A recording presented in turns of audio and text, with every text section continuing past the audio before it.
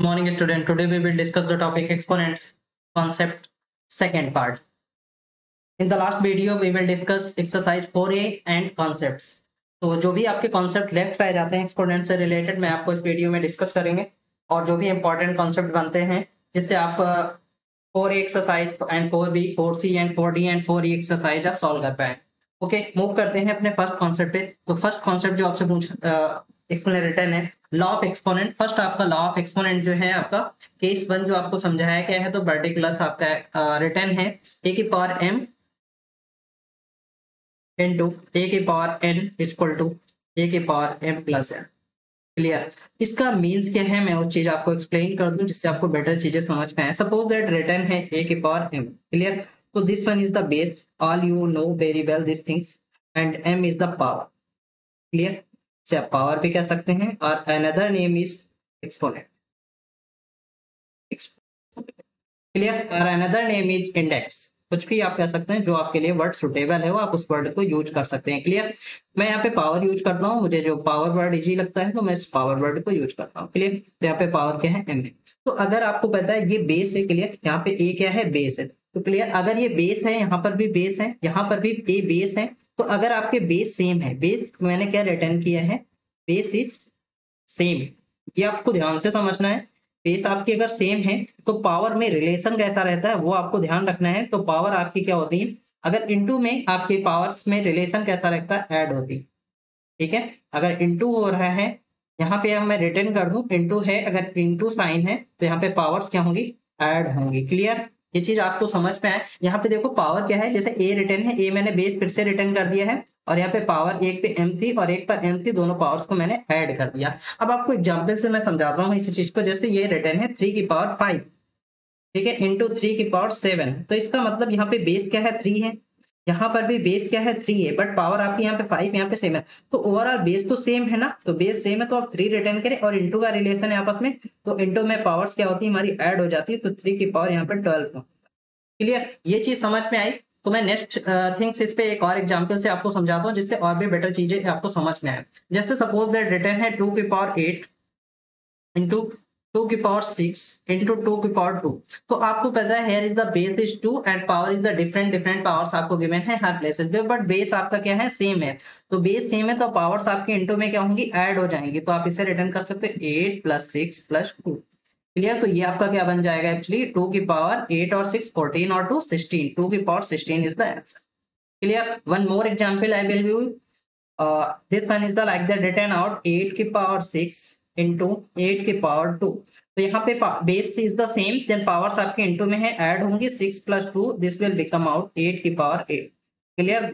ये आपका आंसर हो जाएगा। क्लियर? ये चीज आपको कॉन्सेप्ट समझ में आ गई। अगर बेस सेम है, यहाँ पे फर्स्ट आपका लॉ क्या है, law of exponent. First law of exponent है आपका, if the base is same then power will be add. क्या है, first is the base is same, base क्या है, अगर सेम है देन पावर्स क्या होंगी आपकी, ऐड होंगे। You must be power will be add. Clear? Next concept पे मूव करते हैं। नेक्स्ट कॉन्सेप्ट है आपका है, यहाँ पे क्वेश्चन देखो रिलेटेड आपसे पूछा गया है सेम, जो फर्स्ट लॉ आपको समझाया गया है उससे रिलेटेड कुछ क्वेश्चंस पूछे गए, मैं आपको एक्सप्लेन कर दूं। यहाँ पे देखो 4/5 रिटर्न है, 4/5 की पावर कितनी है, 8 है, इंटू का साइन है और यहाँ पर भी 4 की पावर 4/5 रिटर्न है, पावर 5। अब यहाँ पे बेस आप चेकआउट कर सकते हैं, बेस कितना 4/5, here is the base is also 4/5, base है आपका सेम है, पावर्स क्या होंगी, ऐड। तो आप इसे रिटर्न कर सकते हैं क्या, 4/5 और पावर्स क्या है 8 प्लस 5। तो 8 प्लस क्यों किया, बिकॉज द इंटू रिलेशन है, इंटू में क्या होता है, ऐड होती है, पावर्स आपकी ऐड हो जाती है, तो ये आपका आ जाएगा 13। क्लियर? तो this one is the answer. Second question पे मूव करते हैं। सेकंड क्वेश्चन आपसे पूछा गया डिटरमाइन ए सो दैट, यहाँ पे ए की वैल्यू आपको फाइंड करनी है। तो ए की वैल्यू आप कैसे फाइंड कर सकते हैं, देखो यहाँ पे रिटर्न है 2 की बाई 5, आप यहाँ पे चेकआउट कर पा रहे होंगे, सभी जगह बेस है और यहाँ पे रिलेशन कैसा है जरा चेकआउट कर लो। तो इनटू का है रिलेशन, तो पावर्स क्या होंगी, ऐड होगी। इसे मैं क्या ऐसे रिटर्न कर सकता हूँ 2/5 और 3 प्लस ए प्लस 5। यहाँ तक आया समझ में, ये पावर्स क्या होंगी, ऐड होंगी, तो यहाँ पे ऐड कर दिया मैंने। क्लियर? इक्वल टू क्या है, 2/5 की पावर 18। यहाँ तक आ गया सभी को समझ में। फिर अगेन जब आप इसको फर्दर सॉल्व करेंगे then 2/5, 3 plus 5 is the 8, 8 plus A. Clear? Again आप रिटर्न करेंगे 2/5 की पावर 18। अब आप देखेंगे बेस सेम है तो पावर का पावर से कंपेयर करेंगे, बिकॉज हमें ए की वैल्यू फाइंड करनी है। तो क्या हम ऐसा रिटर्न कर सकते हैं 8 plus A is equal to 18।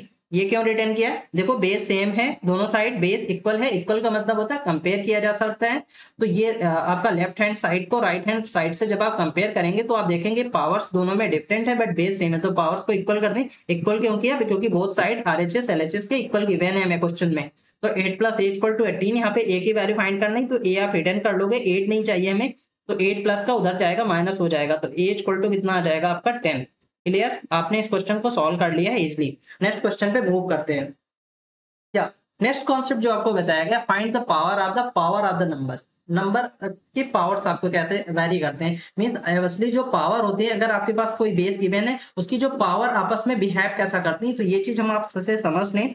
जैसे हमारे पास ए क्या है, ये बेस है, इसकी पावर m गिवन है और उसकी जो फर्दर पावर गिवन है n गिवन है। तो इसका मतलब क्या होता है, जो ये पावर आपस में, जिसको मैंने देखो सर्किल किया है, ये जो पावर का आपस में रिलेशन होता है ये ऑब्वियसली इनटू में रिलेशन रखते हैं, इसके आप mn भी रिटर्न कर सकते हैं।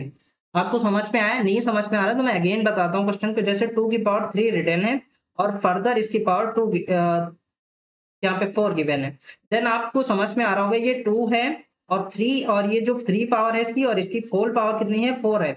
ये 4 किसकी? ये होल पावर, ये 2, ये जो 3 है ये 2 की पावर है, बट 2 की पावर 3 की होल पावर कितनी है, ये 4 है। तो ये जो पावर टू पावर रिलेशन कैसा रहता है, इनटू का, तो इसका मतलब हम रिटर्न कर सकते हैं 3 इंटू 4, तो ये रिटर्न है 2 की पावर 12। क्लियर?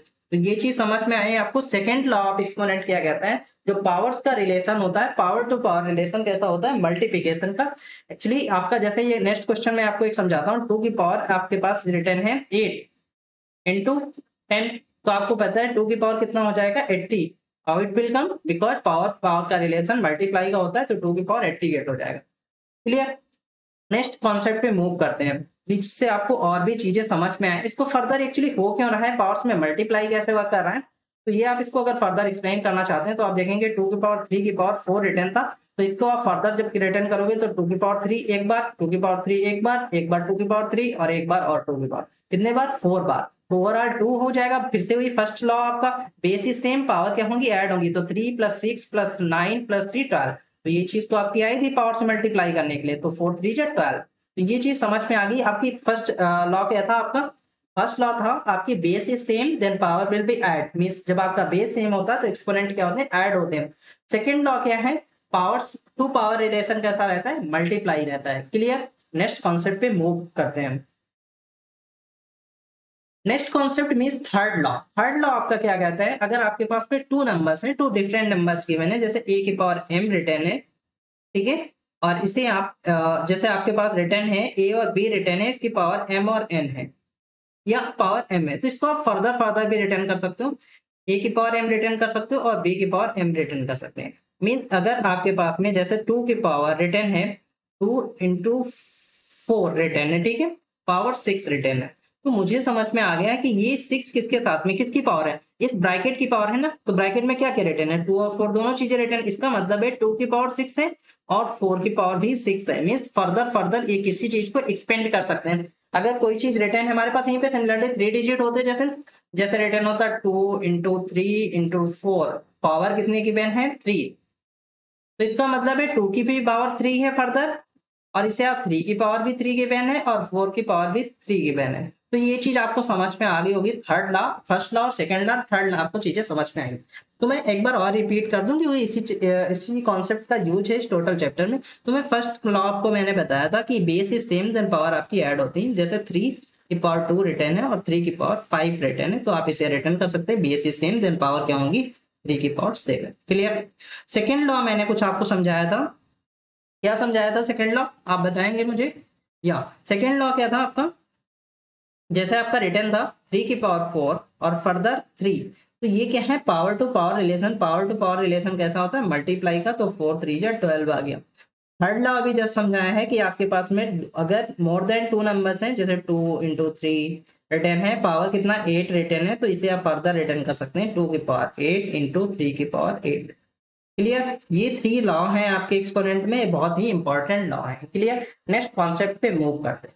नेक्स्ट कॉन्सेप्ट, इसमें क्वेश्चन पूछा गया आपसे सेम रिलेटेड, इस चीज को हम समझ लेते हैं। देखो यहाँ पे देखो कुछ सेम रिटर्न है, 6x रिटर्न है, 6x की पावर 3, अब हमें पता है ये 3 किसके साथ में 6 की भी पावर है, यहाँ पे 2 डिजिट है, एक वेरिएबल है और एक कांस्टेंट है। तो यहाँ पे कांस्टेंट 6 है और वेरिएबल आपका x है, तो इसका मतलब 6 की पावर 3 से रिटर्न कर सकते हैं इंटू x की पावर 3 रिटर्न कर सकते हैं इंटू में किस लॉ से, law because of exponent third law जो आपने अभी जस्ट पढ़ा था। अब यहाँ पे गिवन है, में x की वैल्यू हमें गिवन है, तो x की पावर क्यूब तो रिटर्न ही रहने, तो इससे कोई प्रॉब्लम नहीं।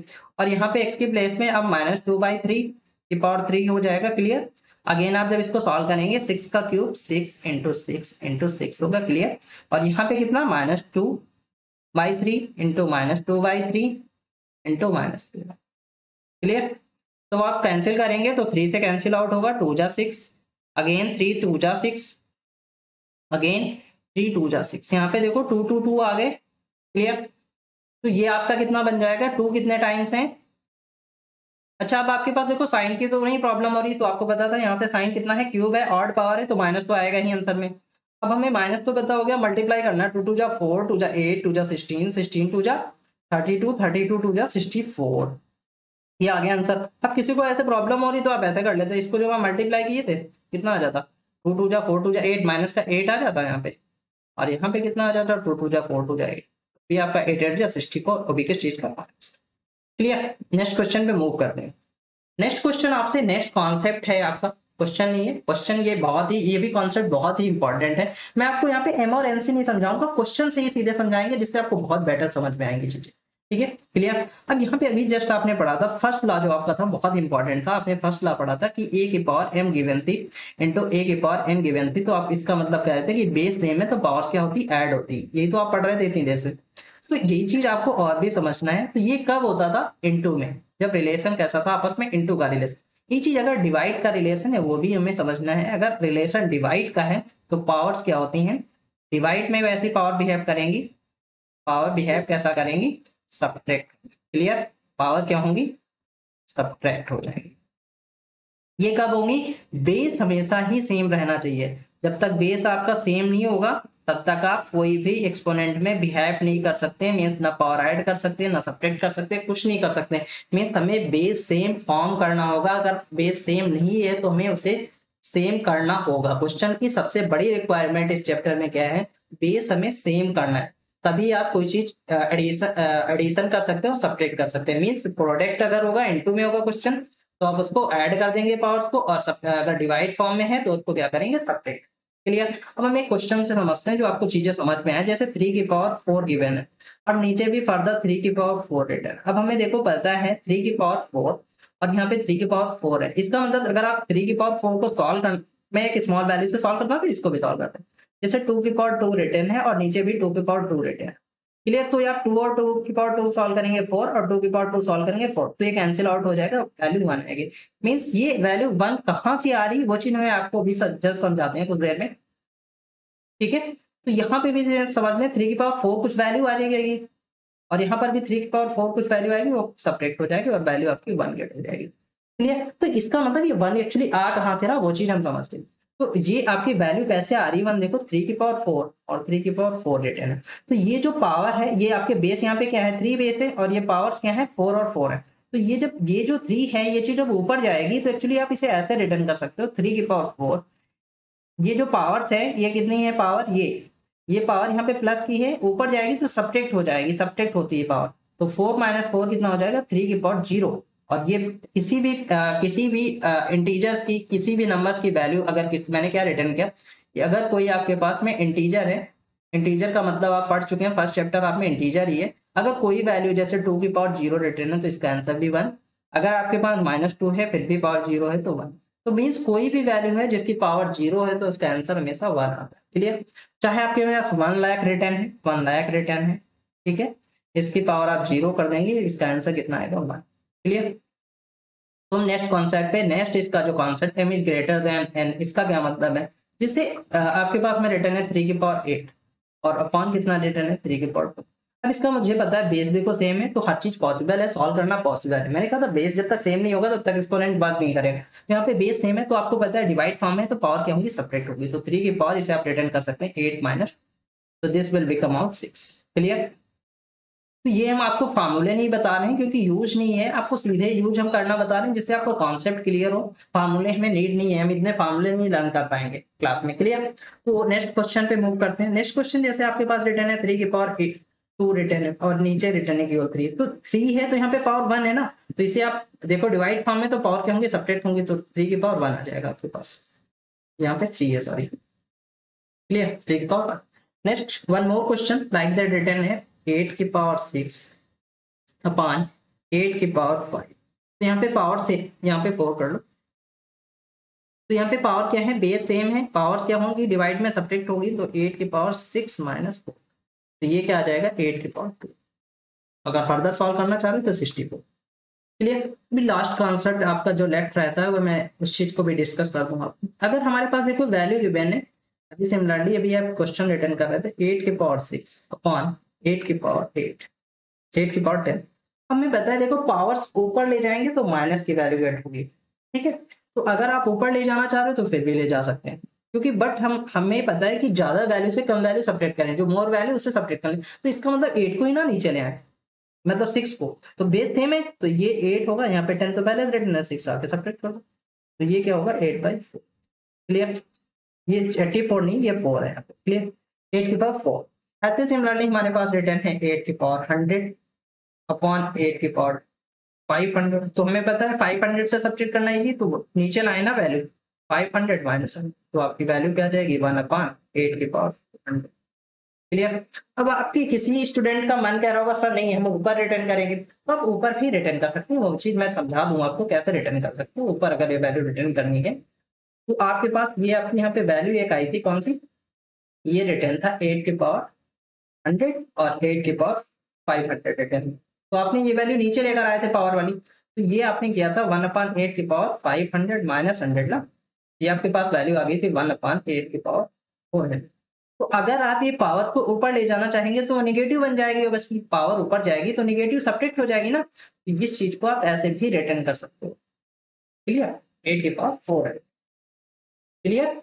मीन्स हमारे पास अगर रिटर्न है 2 की पावर, जैसे हमारे पास रिटर्न है 2 की पावर माइनस, तो इसे आप ऐसे भी रिटर्न कर सकते हो 1 पावर बाई 2 की पावर 1। ये पॉजिटिव है, ये जो माइनस है ना ये ऊपर चला गया, निगेटिव में बन गया।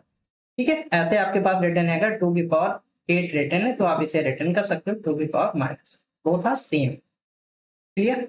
ये चीज आ गई आपको समझ में? नेक्स्ट कॉन्सेप्ट पे मूव करते हैं। नेक्स्ट कॉन्सेप्ट अभी जस्ट मैं आपको बता चुका हूँ, जीरो एक्सपोनेंट का मतलब क्या होता है, अगर किसी की पावर जीरो है तो उसकी वैल्यू हमेशा 1 होगी। कोई भी इंटीजर है, नॉन नेगेटिव इंटीजर या पॉजिटिव इंटीजर, कोई भी वैल्यू है नॉन जीरो रेशनल नंबर, अगर उसकी पावर जीरो है तो आपकी वैल्यू जीरो ही गेट होगी। क्लियर? ये चीज भी अभी मैंने आपको समझा दिया है कि अगर कोई पावर्स अगर आप किसी चीज का रेसिप्रोकल करेंगे तो वैल्यू इसकी निगेटिव हो जाएगी। जैसे हमारे पास अभी रिटर्न था, मैंने रिटर्न किया था 2 की पावर 8 है, तो इसे आप ऐसे फर्दर नीचे ले जाओगे तो 2 की पावर -8 हो जाएगी। ऐसे सिमिलरली अगर 1/2 की पावर 8 रिटर्न है, इसको आप ऊपर ले जाना चाह रहे हो तो 2 की पावर -8। क्लियर?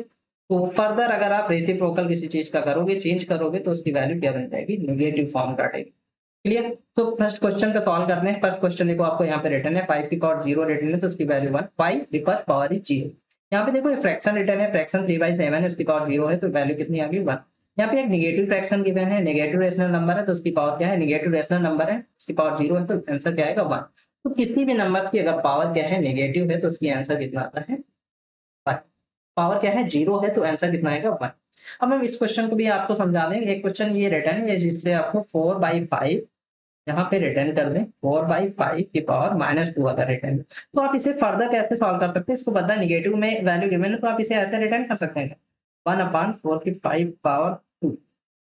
ये क्योंकि ऊपर गई होगी पावर तभी तो निगेटिव बनी है, तो नीचे हम लेकर आ गए। ठीक है? अब हम इसको ऐसे कैसे सॉल्व कर सकते हैं, इसको सॉल्व करना चाह रहे हो तो 1/4 का स्क्वायर है तो 16 और नीचे 25। अब आप इसको पता है ये चीज ऊपर आएगी, अब ये यहाँ पे ये आ जाएगा 25/16। या आप ऐसे ही रिटर्न करना चाह रहे हो तो इसको रेसिप्रोकल कर देते हैं ऊपर ले जाने के लिए, कितना आ जाता है 5/16। क्लियर? तो इससे मैंने रिटर्न किया 25/16। तो सॉल्व भी कर सकते हैं, सॉल्व नहीं करना चाह रहे हैं तो एक्सपोनेंट फॉर्म में भी रिटर्न कर सकते हैं। क्लियर? नेक्स्ट क्वेश्चन पे मूव करते हैं। यहाँ पे एक क्वेश्चन पूछा गया आपसे, कैसे सॉल्व करेंगे, आपको रिलेशन पता है, फिर से एक बार रिवाइज करा दें। अगर आपका बेस क्या है सेम है, पहली कंडीशन है, बेस आपका सेम है। और अगर इंटू हो रहा है, पहली चीज तो इंटू है, और एक कॉन्सेप्ट डिवाइड पे वर्क करता है, ठीक है। तो इंटू में क्या होता है, पावर्स आपकी कैसा बिहेव करती हैं, ऐड होती हैं, कैसा करती हैं वर्क, ऐड का। इसमें डिवाइड में पावर्स कैसा बिहेव करती हैं, सब्ट्रैक्ट। क्लियर, सब्ट्रैक्ट हो जाएंगी पावर। इस क्वेश्चन को सॉल्व कर लें, बहुत इजी क्वेश्चन है आपका। ये आपको मैं एक कॉन्सेप्ट स्टार्टिंग में मैंने बताया था, फर्स्ट लॉ ही बता चुके हैं हम आपको कि अगर बेस सेम है तो पावर आपकी ऐड होगी। वो आपका हर जगह वर्क करेगा, चाहे वो रेशनल नंबर है, मतलब रेशनल नंबर का मतलब जैसे पी बाई क्यू रिटर्न है, तो पी बाई क्यू की पावर एम रिटर्न है, और सिमिलरली पी बाई क्यू की पावर टी रिटर्न है। तो आप इसे रिटर्न कर सकते हैं, ये बेस तो सेम ही है, तो पावर्स क्या ऐड होंगी, मीन्स रेशनल नंबर में भी सेम कॉन्सेप्ट वर्क करेगा। आपको आपके लिए उसके लिए अलग नहीं लर्न करना है। तो ये क्या हो जाएगा, एम प्लस, इसीलिए मैंने वो चीज को साइड में रिटर्न कर दिया। तो वो सेम ही थिंग्स है। इस क्वेश्चन को सॉल्व करते हैं, जिससे आपको ये कॉन्सेप्ट और ये कॉन्सेप्ट का यूज करके हम इस क्वेश्चन को सॉल्व करें।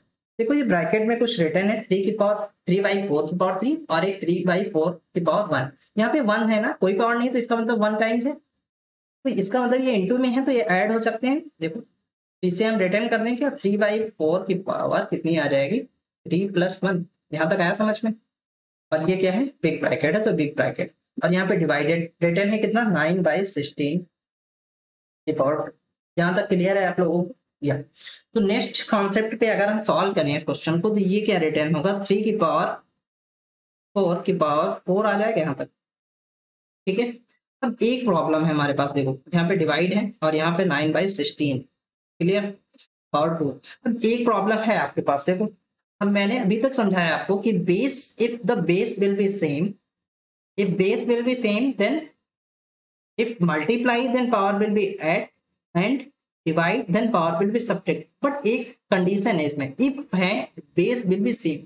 क्या यहाँ पे डिवाइड पे तो क्वेश्चन है, इतना तो मुझे समझ में आ गया, 3/4 की पावर 4, और नीचे डिवाइड किससे करना है, 9/16 की पावर 2 से।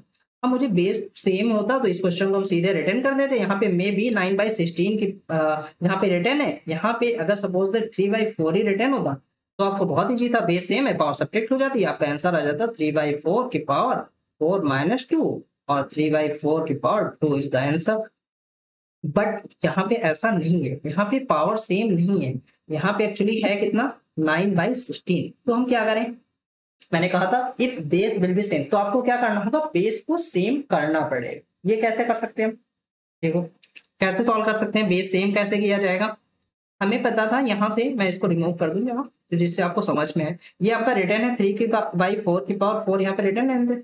अब मुझे पता है कोई बिग वैल्यू, जैसे हमारे पास आपसे कहेंगे 28, तो 20 के पास क्या 2 है, आप कहेंगे, तो सर कहेंगे हाँ 2 × 10, मतलब इसके बाद 2 भी है। अगर आपसे कहें, आपसे मैंने पूछा कि 2 के पास 20 है क्या, तो आप कहेंगे नहीं सर, क्योंकि 2 × 1 = 20, इसके बाद 20, मतलब बिग वैल्यू के पास में स्मॉल वैल्यू को बना सकते हैं, उसको स्मॉल वैल्यू में उसको मतलब फॉर्म कर सकते हैं। जैसे आपको समझते हैं दूसरी चीज से, जैसे हमारे पास 8 रिटर्न है, तो आप इसे ऐसा भी रिटर्न कर सकते हैं 2 की पावर क्यूब। बट आप क्या ऐसा रिटर्न कर सकते हो, 2 को 8 रिटर्न कर सकते हो किसी वे से, नहीं, मतलब बिग टू स्मॉल में फॉर्म में जा सकते हैं, बट स्मॉल से बिग में नहीं जा पाएंगे। तो यही चीज हमें पता है, इसको चेंज करें, 9/16 को किसी टाइप से क्या हम 3/4 फॉर्म कर सकते हैं, तो आप कहेंगे यस। कैसे, 9 को क्या आप रिटर्न कर सकते हैं, इसको फैक्टर करके, किससे, 9 के जब आप फैक्टर आप करके देखेंगे तो 3 3 जा 3 1 जा, तो 3 2 टाइम्स आ रहा है, तो क्या हम 9 को 3 का स्क्वायर रिटर्न कर सकते हैं, यस। ऐसे आपने जब 16 के फैक्टर चेक किए, तो आपने देखा 4 4 जा 16 और 4 5 जा 4। अब आप कहेंगे सर मैंने चेक कर लिया कि 4 का पावर 2 है, ठीक है, यहाँ तक, और यहाँ पे 9 के प्लेस पे 3 की पावर 2 रिटर्न किया, 4 की पावर 2 रिटर्न किया, 16। अब एक तो स्टूडेंट्स के माइंड में आ रहा होगा, सर मुझे तो 16 अगर करना है तो मैं 2 2 से करूंगा, 2 8 जा 16, 2 4 जा 8, 2 4 2 जा 4, 2 2 जा, तो सर 2 की पावर 4 बन जाएगी, और फिर प्रॉब्लम आ जाएगी। तो आप अगर ऐसा कर देंगे तो देखो प्रॉब्लम क्या आएगी, 3 की पावर 2 तो ठीक है, बट 2 की पावर यहाँ पे क्या आ जाएगा, 4। तो फिर मेरे पास प्रॉब्लम है, हम इसको एक फॉर्म में नहीं रिटर्न कर पा रहे हैं, ऐसा नहीं रिटर्न कर पाएंगे ना। तो मैंने सोचा कि 3/4 हमें फॉर्म करना है, तो 4 कैसे बन सकता है, इसको 4 4 बना देते ना, यहाँ पे 4 यहाँ पे 4, तो 4 कितने टाइम्स आए, 2 टाइम्स, तो इसीलिए मैंने 4 से फॉर्म किया, तो 4 की पावर 2 कर दिया, क्लियर। तो ये चीज मैंने आपको फर्स्ट कॉन्सेप्ट में समझाई थी, तो यहाँ तक अब आपको क्लियर है। क्लियर। अब आपको पता है एक्चुअली हम इसे ऐसे भी रिटर्न कर सकते थे। मैं इसको यहाँ पे रिमूव करूं तो आपको चीजें क्लियर हो। इसके लिए आप क्या कर सकते हैं, 3 की पावर 3/4 की पावर 2 है, क्लियर, 4 है, सॉरी 4 डिवाइडेड, ये आप 3/4 को आप होल पावर 2 रिटर्न कर सकते हैं। यहाँ पे फर्दर ये पावर 2 है, इसके पास 2 तो 2 हो गई। अभी आपके पास में 2 जो होल पे है वो नहीं मैंने यूज किया, ये भी 2 है। ये कौन सा है, ये वाला 2 है, ये जिसको आप सर्किल किया वो 2 ये है सर्किल वाला। तो अब आपको power to power relation component exponent of law is the second law. Second law में बताया आपको पावर और पावर में रिलेशन कैसा इनटू का रहता है, तो आपको पता हो गया 3/4 की पावर 4 और डिवाइडेड 3/4 की पावर। अब आपके पास में सेम डिजिट आ गया, अब आपको समझ में आ रहा होगा, या बेसिकली आपस में कैंसिल आउट हो जाएंगे, ये आंसर कितना आ जाएगा होगा, क्लियर। अभी आपको समझाया था पावर आपकी बेस बेस सेम है, पावर आपकी सेम है, तो ऑब्वियसली ऊपर जाकर के 4 - 4 इज्जत 0 फॉर्म कर, आप सीधे समझ सकते हो। 3/4 को जब आप सॉल्व करोगे तो सेम वैल्यू कुछ आएगी, और 3/4 को जब नीचे सॉल्व करोगे तो डिनोमिनेटर से न्यूमरेटर कैंसिल होगा और आपकी वैल्यू कितनी 1 गेट हो जाएगी, क्लियर। नेक्स्ट कॉन्सेप्ट है, नेक्स्ट क्वेश्चन पे मूव करते हैं। या नेक्स्ट कॉन्सेप्ट ये आपका डी एक्सरसाइज और ई एक्सरसाइज में यूज होगा साइंटिफिक नोटेशन, कि मीन्स हम किसी भी वैल्यू को साइंटिफिक फॉर्म में कैसे रिटर्न कर सकते हैं और किसी भी वैल्यू को स्टैंडर्ड फॉर्म में कैसे रिटर्न करते हैं। जैसे अब आपको समझ में आ रहा होगा, कोई भी वैल्यू गिवन है, जैसे यहाँ पे रिटर्न है the breath of the milky way galaxy from the edge to edge it about this, ये आपकी एक डिस्टेंस गिवन है कि इसके बीच में ब्रेथ कितनी है, तो आपने चेक किया तो 9, 4, 6 और कितने 3, 3, 6 और 9, 3, और ये मैंने रिटर्न कर लिया, मैं रिटर्न कर लूँ यहाँ पे जिससे आपको समझ में आए। ये 3 जीरोज है, अगेन 3 जीरोज है, अगेन फर्दर 3 जीरोज है, अगेन फर्दर 3 जीरोज है, और अगेन फर्दर, क्लियर। 3, 3, 6, 3, 9, 12 और 15 जीरोज है। अब हमें पता है कि मुझे इसको इतना बिग नहीं हम रिटर्न करना चाहते, तो किसी भी बिग नंबर को स्मॉल फॉर्म में रिटर्न करना, this one you know, this things is known as scientific method, scientific notation. Scientific notation का मतलब होता है उसको आपको किसी बिग फॉर्म को मीन्स एक्सपेंडेड फॉर्म को शॉर्ट फॉर्म में रिटर्न करना with the using of point, point का यूज करना, तब आप उसको स्मॉलेस्ट फॉर्म में रिटर्न करना, उसको साइंटिफिक नोटेशन। अब आपको समझ में आ रहा होगा इतना जो बिग रिटर्न है ये कैसा मेथड है, इसे आप कहते हैं स्टैंडर्ड मेथड, ठीक है, स्टैंडर्ड। क्योंकि आप देखते हैं हमेशा आप 100 ऐसे ही तो रिटर्न करते हो आप, तो ये आप स्टैंडर्ड फॉर्म रिटर्न करते हो। इसको अगर साइंटिफिक नोटेशन रिटर्न करना तो आप कैसे रिटर्न करोगे, 1 तो रिटर्न कर लोगे, इनटू कितनी पावर है 10 की पावर की, जितने जो जीरोज है उतने रिटर्न कर दोगे, क्लियर। तो आप इसको ऐसे भी रिटर्न कर सकते हैं, क्लियर। अब हम इस कॉन्सेप्ट पे मूव करते हैं। यहाँ पे जब यहाँ पे मैंने देखा तो यहाँ पे मैंने 9, 4, 6 तो पहले रिटर्न कर लिया। अब मैंने देखा 10 कितने हैं, तो 10 मीन्स 10 कैसे फॉर्म होता है, 10 आप देखेंगे तो एक जीरो से फॉर्म होता है, तो जितने जीरो उतने 10, तो कितने हैं जीरो 15, तो कितने 10 है मतलब 15, तो 10 की पावर 15, यहाँ तक समझ में आया। अच्छा हम और भी कुछ रिटर्न कर सकते हैं, या जितना आप लेफ्ट साइड में पॉइंट रिमूव बढ़ाएंगे उतनी आपकी यहाँ पे पावर्स इंक्रीज होती है। मतलब यहाँ से आप अगर यहाँ पे पॉइंट पुट कर दोगे यहाँ पे, तो यहाँ से पॉइंट आपको जीरोज काउंट करने होंगे 1, 2, 3, यहाँ तक 15 थे और ये 16 और 17, तो इसे आप रिटर्न कर सकते हो 9.46 इंटू 10 की पावर 17। अब आपके माइंड में आ रहा होगा सर हम यहाँ पे पॉइंट पुट करेंगे यहाँ पे, तो कोई प्रॉब्लम नहीं, आप ऐसे रिटर्न कर दो 9.4, आप ऐसे रिटर्न भी कर सकते हो 9.4.6 इंटू 10 की पावर आई डोंट नो कितनी, यहाँ से काउंट करो 1 और यहाँ तक 15 थे, 15 और 16, तो क्लियर। बट हमें बेस्ट अप्रोच रिटर्न करना है कौन सा, स्मॉलेस्ट नोटेशन में स्मॉलेस्ट डिजिट तक फॉर्म करना है, तो आपका ये आपका ऑप्शन करेक्ट हो जाएगा, मतलब 9.46 इंटू 10 की पावर 17। ये क्यों, बिकॉज आपसे स्मॉलेस्ट जो रिटर्न करना है ये आपकी 9 वैल्यू है, और यहाँ पे आप देखो कर रहे हो तो 94 बन जा रही है, तो स्टैंडर्ड फॉर्म ज्यादा है ना, यहाँ पे तो 946, तो हमें तो स्टैंडर्ड रिटर्न साइंटिफिक नोटेशन में मतलब स्मॉल वैल्यू से फॉर्म करना है, साइंटिफिक का मतलब ही है स्मॉल वैल्यू के फॉर्म में रिप्रेजेंट का, तो क्लियर। इसे आप रिटर्न कर सकते हैं 9.46 इंटू 10 की पावर 17। अब आप रिटर्न कैसे करते हैं ये चीज आप समझ के, जहां पे पॉइंट पुट करना है वहां से जीरोज काउंट करना है, यहाँ पे पॉइंट पुट किया, यहाँ से पॉइंट जीरोज काउंट करना स्टार्ट कर दो 1, 2, 3, 4, 5, 6, 7, 8, 9, 10, 11, 12, 13, 14, 15, 16, 17, क्लियर। तो 9.46 इंटू 10 की पावर 17 इन किलोमीटर क्योंकि डिस्टेंस क्या थी, वह किलोमीटर में। क्लियर। अगर आपको इसी चीज का नेक्स्ट हम स्टैंडर्ड फॉर्म में चेंजेस बताते हैं आपको। अगर किसी चीज को देखो स्टैंडर्ड फॉर्म में रिटर्न करना, स्टैंडर्ड फॉर्म रिटर्न करना बहुत ईजी है। जैसे आपके पास में रिटर्न है कितना, 2.5 इंटू 10⁶। क्लियर। अब आपको पता है यहाँ से हमें 6 पॉइंट चाहिए, पॉइंट यहाँ पे है तो यहाँ से 0 स्टार्ट हो जाएंगे, कितने 6 0 चाहिए, 6 ना, तो एक तो ये हो ही गया 0, 1, अभी कितने चाहिए 5, 1 2 3 4 5, काउंट कर ले, 1 2 3 4 5 6। क्लियर। तो ये क्या वैल्यू आ जाएगी, 2 5 0 0 0 0 0 दिस। वन मोर एग्जाम्पल, जैसे रिटर्न है 1.5 इंटू 1.53। क्लियर। 1.53 इंटू 10⁶, 10⁴।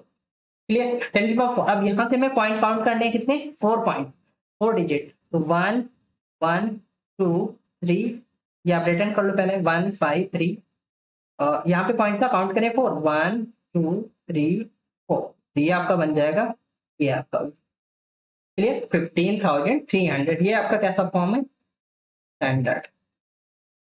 मीन्स जहां से आपने पॉइंट पुट किया है वहीं से आपकी पॉइंटिंग स्टार्ट हो जाती है। अब हम इसमें जो एग्जांपल्स गिवे ना उससे समझते हैं।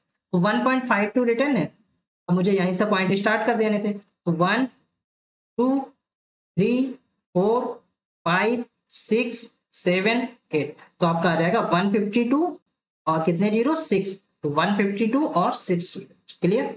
यहाँ पे पॉइंट पुट है, वहीं से आप जीरो स्टार्ट कर दो काउंट कर। क्लियर। यह चीज आपको समझ में आ गई होगी। क्लियर। नेक्स्ट कॉन्सेप्ट पे मूव करते हैं। ओके, ये आपका इस जो एक्सपोनेंट चैप्टर से रिलेटेड लास्ट कॉन्सेप्ट है, नंबर ऑफ डायगोनल्स फाइंड करने। तो नंबर ऑफ डायगोनल्स आप कैसे फाइंड करेंगे, ये चीज मैं आपको समझा दूं। ये आप फिगर आप मुझे बता सकते हो, ये क्वाड्रिलेटरल है। क्वाड्रिलेटरल आपने बहुत सारे टाइप्स के पढ़े होंगे, जैसे आपने पढ़ा है rectangle, square, parallelogram, trapezium, all are the quadrilateral. तो मैंने एक क्वाड्रिलेटरल ड्रॉ कर दिया है। तो क्वाड्रिलेटरल्स में साइड्स कितनी है आप बता सकते हैं मुझे, या here is the how many sides is the 4 side. तो इसमें चेक करना है, फाइंड द, क्वेश्चन पूछता है आपसे, find the number of diagonal in quadrilateral, quadrilaterals. Clear. ये आपसे क्वेश्चन सेकंड पूछ सकता है, find the diagonals in hexagon.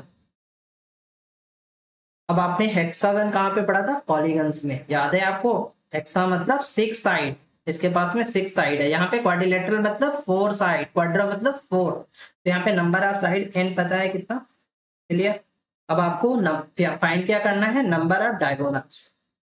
यहाँ पे क्या फाइंड करना, नंबर ऑफ साइड्स पता है, n इक्वल टू n क्या है, नंबर ऑफ साइड, साइड्स कितनी है 6।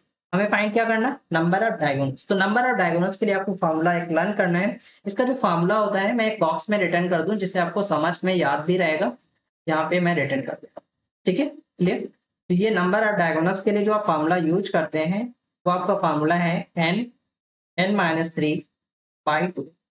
क्लियर। ये जो आपका फॉर्मूला है नंबर ऑफ डायगोनल्स फाइंड करने के लिए, ये किसी किसी बुक में ये आपको पता है n किसके साथ में, n के साथ में भी है और 3 के साथ में, क्योंकि ब्रैकेट के पहले यूज किया गया। तो किसी किसी बुक्स में आपको ये मल्टीप्लाई करके भी रिटर्न करे मिलेगा। तो n का जब n से मल्टीप्लाई करोगे n² और 3 से मल्टीप्लाई होगा 3n और नीचे 2n। तो किसी भी फॉर्म में मुझे तो ये लर्न करना, फर्स्ट जो है मुझे ये लर्न करना ईजी है, तो मैंने इस टाइप से लर्न किया है। आपको जो बेस्ट लगता है अप्रोच उससे आप लर्न कर सकते हैं। ये आप इससे आप सॉल्व करना भी ईजी रहता है। तो मुझे देखो नंबर ऑफ डायगोनल्स इसमें फाइंड करने, मैं वैल्यू पुट कर दूं इस मामले में। तो n कितना है 4, और फिर से n की वैल्यू कितनी है 4, 4 - 3 5, तो ये कितना आ जाएगा 4 × 1। क्लियर। 4 और वहां पे 1 बचेगा ना बाई 2, तो 4/2 कितना आ जाएगा। तो क्वाड्रिलेटरल में कितने डायगोनल्स होते हैं 2, चेक कर लें बना के क्वाड्रिलेटरल। ये देखो है आपका क्वाड्रिलेटरल, इसमें कितने डायगोनल्स हैं।